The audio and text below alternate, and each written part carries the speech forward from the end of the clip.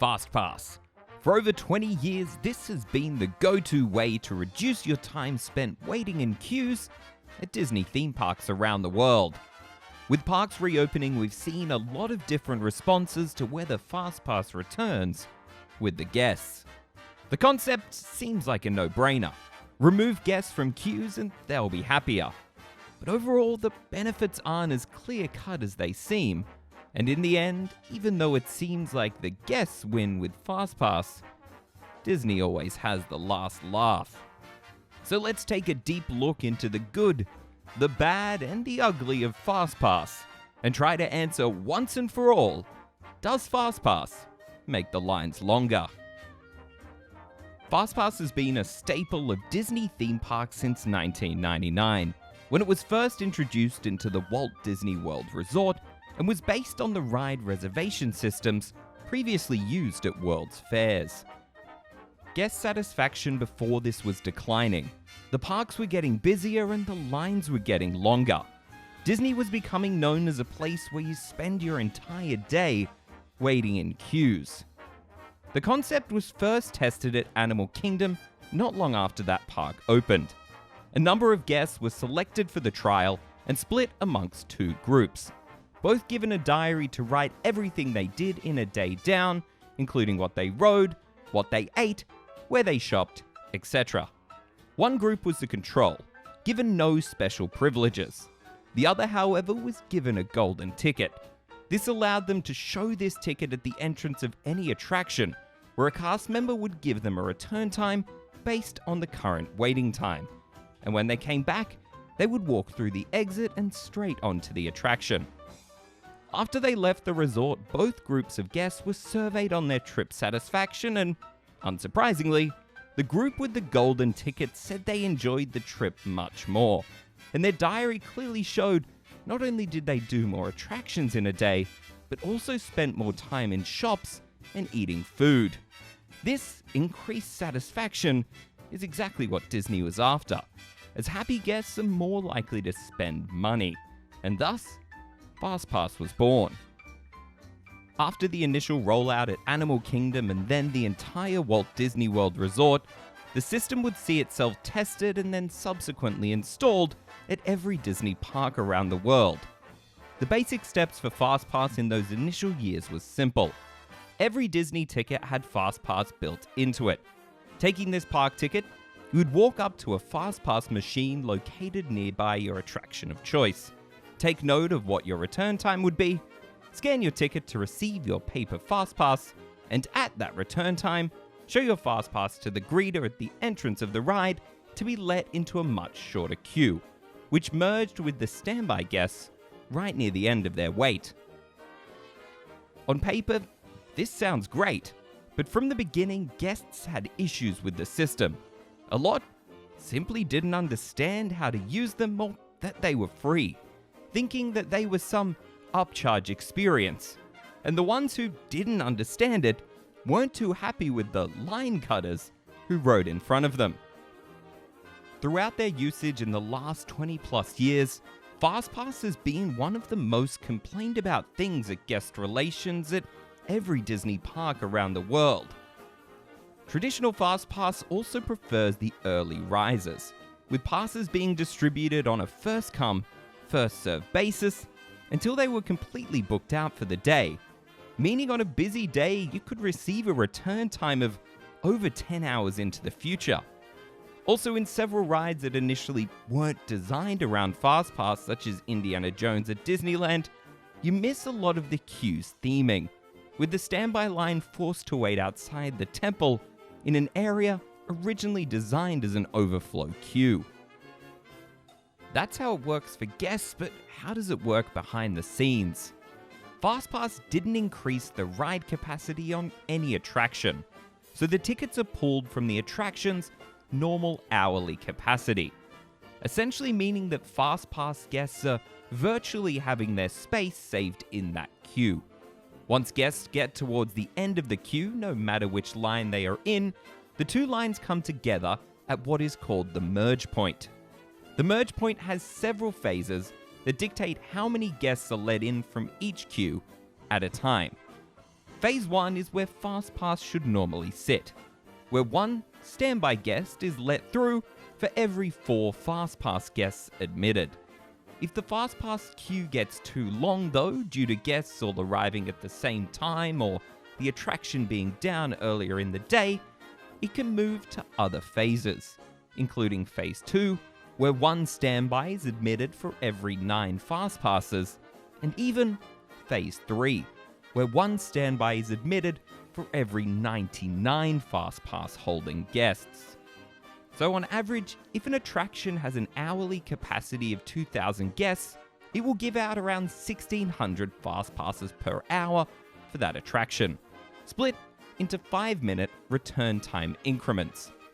This becomes a big issue for standby on attractions such as Peter Pan's Flight, where if you take 80% of the hourly capacity and give it to Fastpass, it means that only 240 standby guests can ride in an hour.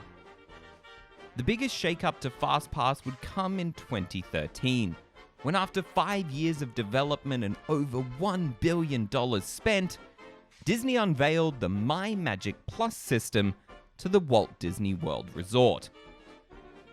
One of the major parts of this system was Fastpass Plus, a new way to reserve your Fastpasses, allowing guests staying on site to reserve them ahead of time, with day guests having to reserve them digitally once in the park at a kiosk.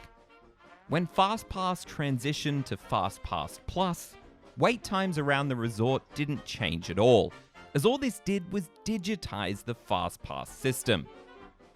Dedicated and deep research was conducted by touring plans that found, overall, very little changed in standby wait times between the two systems. One thing that did shake up the Fastpass a little behind the scenes came to Disneyland with the introduction of MaxPass. MaxPass has been designed in such a way that it can fluctuate how many tickets it gives out at a time. So if a wait is short, it can give out more passes to try and drag guests over to that section of the park. Or if the attraction is getting slammed with guests, it will remove some unbooked passes from the pool. Recently, right before Fastpass was discontinued, we saw quantifiable evidence of the effect Fastpass has on an attraction as well as the entire park. Millennium Falcon Smuggler's Run at Disney's Hollywood Studios introduced Fastpass on the 19th of February 2020, around 6 months after it first opened. Comparing the data and averaging out the similarly attended days before Fastpass was implemented, we can see that on average, guests would wait around 102 minutes for their ride on the Falcon. Once Fastpass was introduced, that same average on days with the same attendance numbers saw it jump to 113.5 minutes, an average increase of 11.5 minutes. With more people having a Fastpass, you may think that it would lead to more people throughout the park jumping in other standby queues, but this didn't happen. The average wait for every other attraction in the park essentially stayed constant before and after Fastpass integration. But what does all this mean? Does Fastpass make the lines longer? The answer is actually both yes and no. Hang on, I'll explain. As stated earlier, Fastpass hasn't added any extra capacity to the attractions. The same amount of people can get on the rides as have always been able to. That means that anyone who can utilize Fastpass effectively is essentially taking rides from those who can't. If you are getting on more rides, someone else is getting on less. The traditional legacy form of Fastpass allowed for guests who arrive earlier in the day to use the system to its fullest potential, leaving less and less Fastpass inventory for guests who arrived later and later in the day. Whilst most parks now use at least some form of app-based system, even for free Fastpasses, up until recently, resorts such as Tokyo Disney would see huge hordes of guests running at the opening of the park to obtain Fastpasses to rides such as Midway Mania, with sometimes the wait just to get a Fastpass, hitting over an hour, and most passes being taken only a couple of hours into the operating day. With the MyMagic Plus system, Disney World essentially locked the desirable Fastpasses behind a paywall, giving guests who stayed on site at an official Disney hotel the ability to book Fastpass Plus reservations up to 60 days in advance, where guests staying off-site were only able to book 30 days in advance. This meant that if you were staying off-site, it was almost impossible to get reservations for big-ticket attractions such as Flight of Passage, and would instead have to wait in queues ranging from an average of 2 hours on a quiet day to over 4 on a busy one. Guests who paid the premium to Disney could acquire 3 daily Fastpasses for the most sought-after attractions, with the other guests left to fight over what was left over. And sure, you could occasionally get lucky and book a day of Fastpass, but do you really want to spend your vacation with your head in your phone, constantly refreshing an app? Ultimately, Disney has what is known internally as the 8 attraction rule. This is the number of attractions a guest needs to experience to feel like they had a fulfilling day, according to Disney's research. This number has been set in stone for a long time, longer than Fastpass has been around. What Fastpass did was still allow guests to fulfill this 8 attraction requirement, but spend more of that day shopping and dining in the parks, rather than waiting in queues. With Fastpass Plus being rolled out further to allow all guests to get 3 Fastpass reservations before the park even opens for the day, it meant that more Fastpasses had to be added to the pool. An average day at the Magic Kingdom sees over 50,000 guests, meaning that Disney has to be able to offer at least 150,000 Fastpasses. This led to attractions that didn't need Fastpass receiving it, and attractions that could previously easily handle capacity, like the Haunted Mansion, being left with hour-plus long standby lines. Not to mention now also having Fastpass for things such as meeting Mickey Mouse.